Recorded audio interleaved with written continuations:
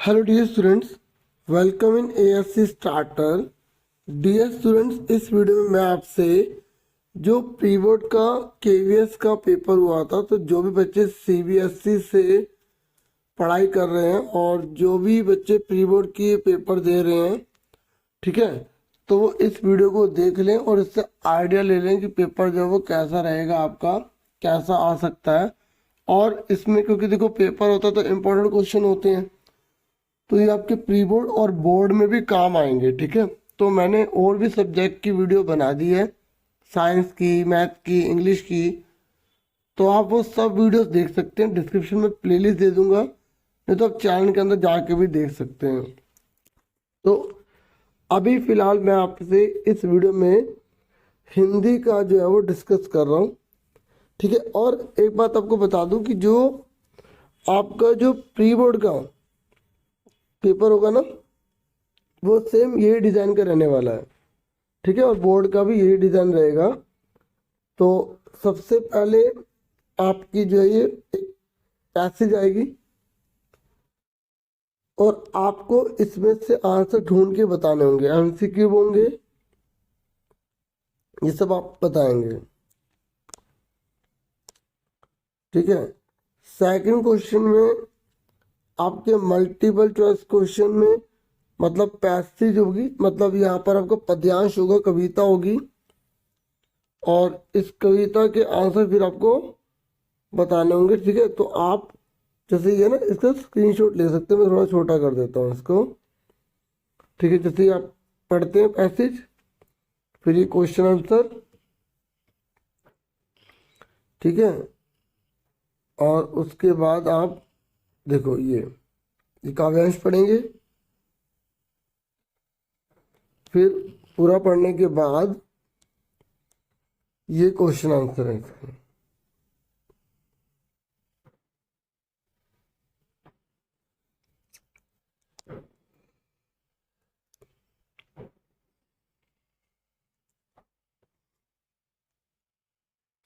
ठीक है, देखो दोनों में से एक करना होगा आपको, पेपर में भी ऐसे आएगा। ये काव्यांश दूसरा आपका वहाँ लिखा है, ऊपर वाला करो या नीचे वाला करो।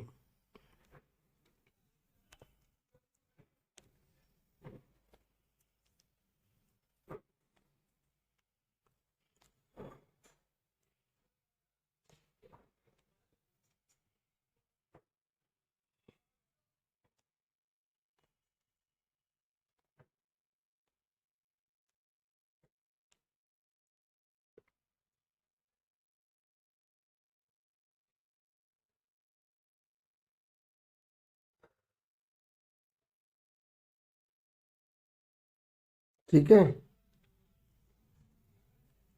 फिर उसके बाद जो प्रश्न 3 आता है ना, वो आपके जो है ना, मतलब ग्रामर से रिलेटेड है। तो यहाँ पर मैं ग्रामर आपको समझा देता हूँ। ठीक है, तो ग्रामर आप समझ लो।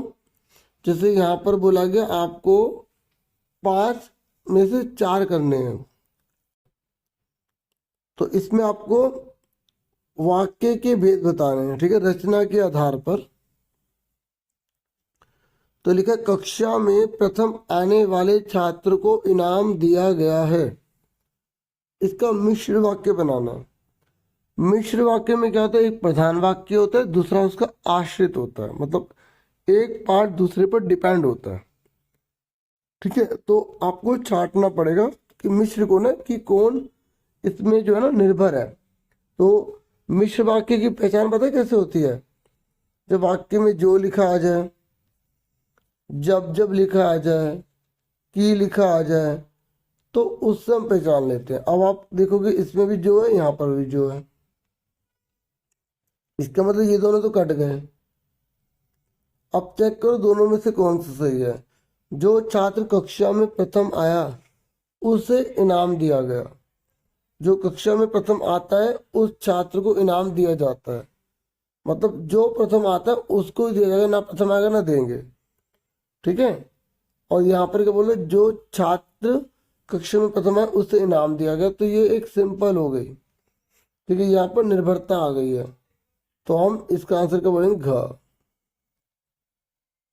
इसमें ना सारी बात एक ही लाइन में बोल दी गई थी, ठीक है, और हमें आश्रित ढूंढना था। तो इसका घ आंसर हो गया। फिर आगे है, मैं चाहता था कि आ गया, तो ये मिश्रित वाक्य, आज हिंदी पढ़ूं।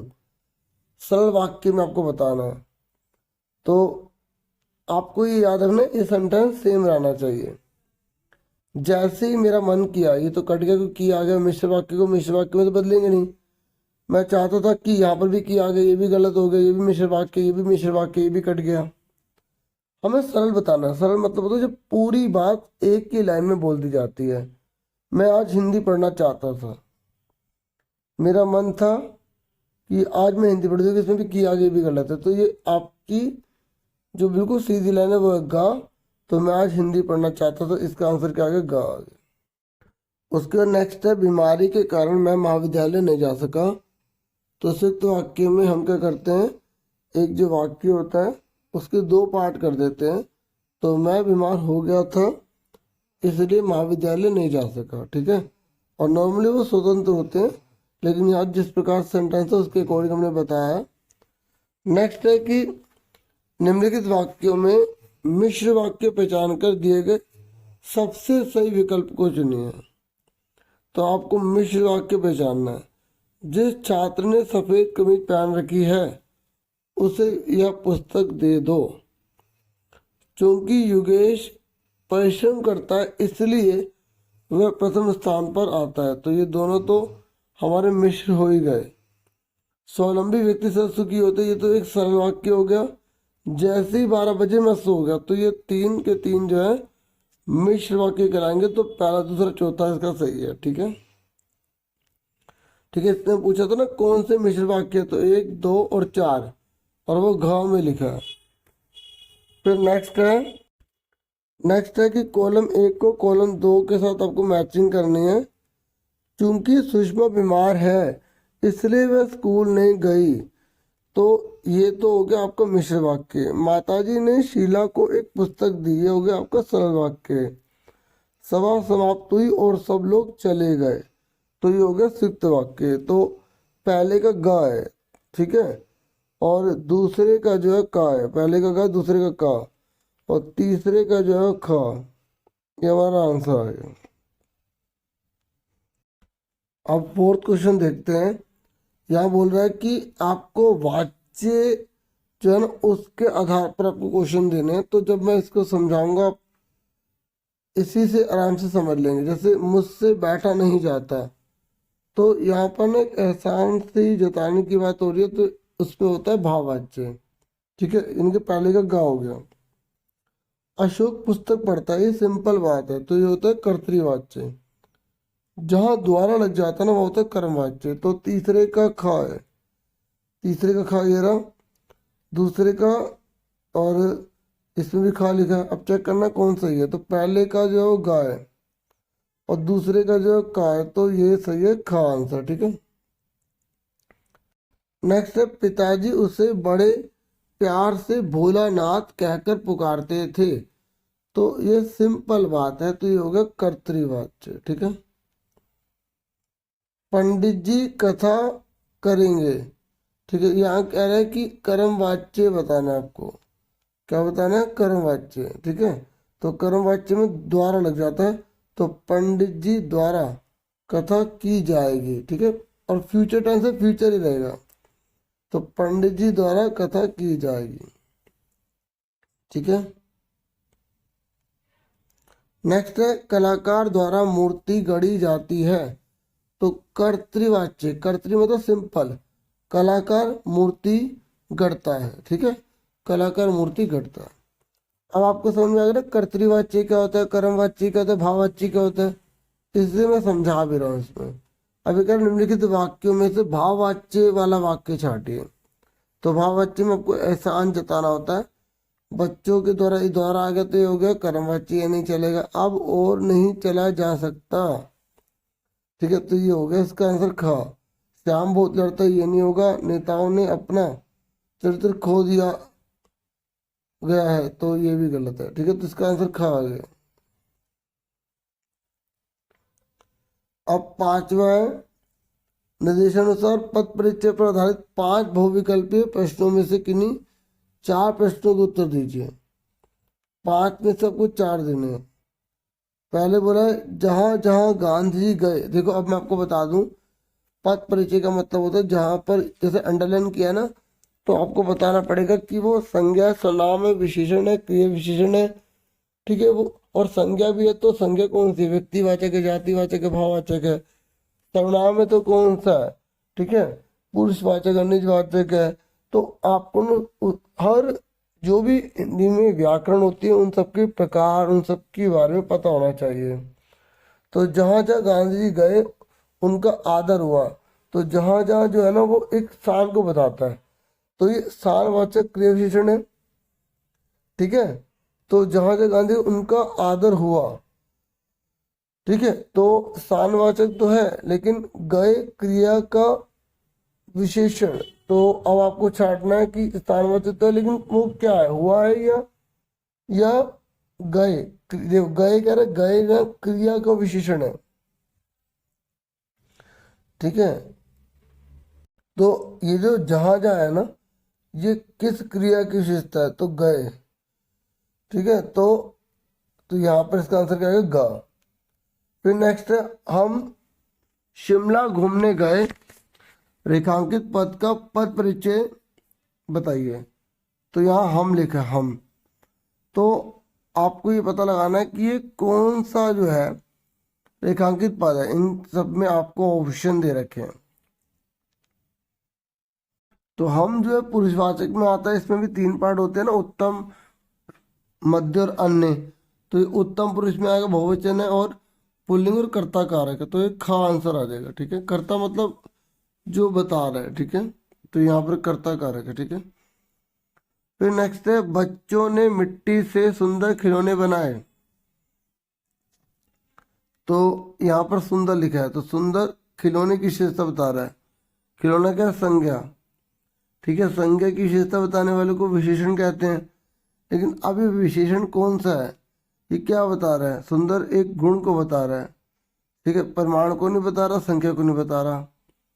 तो गुणवाची विशेषण है और बहुवचन है, पुल्लिंग है, खिलौने जो है ना विशेष्य है। तो मतलब ये जो इस, क्योंकि खिलौने की विशेषता बता रहा ना, तो जिसकी विशेषता बताते हैं तो विशेष्य कहते हैं। क्या कहते हैं, विशेष्य। तो इसका आंसर क्या आ जाएगा आपका, ख, ठीक है। गुणवाचक विशेषण है, बहुवचन भी है, पुल्लिंग भी है, ठीक है। और बच्चों ने मिट्टी से सुंदर खिलौने बनाए। खिलौना अच्छा लगता है, खिलौना अच्छी लगती है, तो खिलौना अच्छा लगता है तो पुल्लिंग हो गया, ठीक है। फिर नेक्स्ट है सुबह सुबह बच्चे सड़क पर जा रहे हैं। तो यहाँ पर जा रहे हैं,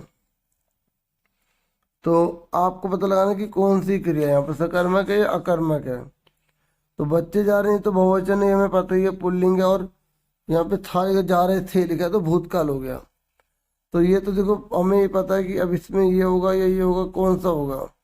ये तो हो नहीं सकता क्योंकि बहुवचन है, तो ऐसा काट भी सकते हैं पहले। देखो सकर्मक तब होता है जिसमें कर्म होता है, ठीक है। तो यहाँ पर अगर मैं और कर्म का पता लगाने के लिए क्या का इस्तेमाल कर सकते हैं, जैसे बच्चे क्या पर जा रहे हैं, तो क्वेश्चन नहीं बन रहा, तो हम बोलेंगे बच्चे जो है ना सड़क पर जा रहे हैं, तो इसलिए क्या है, अकर्मक क्रिया है, ठीक है। तो अकर्मक क्रिया इसका आंसर आ जाएगा।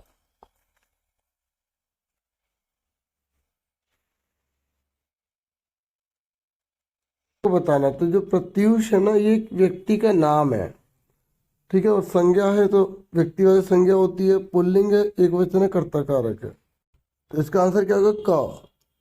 फिर नेक्स्ट है, अब आपको अलंकार बताने हैं, ठीक है। रहीमन पानी राखिए बिन पानी सब सून, पानी गए न उबरे मोती मानुष चून। तो इसमें जो है ना कौन सा अलंकार है, देखो ये जो पानी है ना, इसके एक से ज्यादा मतलब है, तो इसलिए श्लेष अलंकार है, ठीक है। रहीमन पानी राखिए मतलब रहीम जी कह रहे पानी रखो, एक तो पीने के लिए काम आता है, दूसरा इज्जत रखो। तो एक ही शब्द के एक से जब ज्यादा मतलब होते हैं ना, तो उसको हम बोलते हैं श्लेष अलंकार, ठीक है। और अगर जैसे यहाँ पर आपको यमक दिया होता तो फिर उसके बारे में हम सोच सकते थे बाद में, लेकिन एक ही शब्द के बहुत सारे मतलब। यहाँ पर जो पानी है ना, इस पानी के भी एक से ज्यादा मतलब है, इस पानी के भी एक से ज्यादा मतलब है, तो इसका आंसर कहाँ आ गया। फिर नेक्स्ट है, देख लो साकेत नगरी है यही, स्वर्ग से मिलने गगन को जा रही। जब किसी चीज को बड़ा चढ़ा के बोला जाता है ना, तो उसको हम बोलते हैं अतिशयोक्ति अलंकार, तो इसका आंसर क्या है, ग। फिर नेक्स्ट है, कहती हुई यूं उत्तरा के नेत्र जल से भर गए, हिम कणों से पूर्ण मानो हो गए पंकज नहीं। जब मानो जनो जनु ज्यो आ जाए, जैसे जनो आ जाए, मानो है, मनहू है, ज्यो है, अगर ये आ जाए तो वो होता है उत्प्रेक्षा अलंकार, ठीक है। फिर आगे, झुक कर मैंने पूछ लिया, खा गया मानो झटका, तो मानो आ गया, तो यहाँ पर भी उत्प्रेक्षा अलंकार है, ठीक है। फिर आगे, नदियां पड़ी अपार, घोड़ा कैसे उतरे पार, राणा ने सोचा इस पार, तब तक घोड़ा था उस पार। तो यहाँ पर बड़ा चढ़ा के बोल रहे हैं, मतलब अभी सोचा भी नहीं, घोड़े ने नदी को भी पार कर लिया, तो इसलिए यह अतिशयोक्ति अलंकार, ठीक है। तो मैंने आपसे ग्रामर पूरी शेयर कर ली, आप ये पैसेज आपकी बुक की, ठीक है। तो ये तो आप खुद ही करेंगे सारा,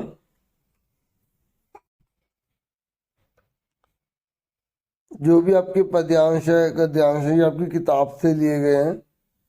इन प्रश्नों के आंसर आपको इनमें ढूंढ के खुद करने हैं, चैप्टर्स आपने पढ़े होंगे।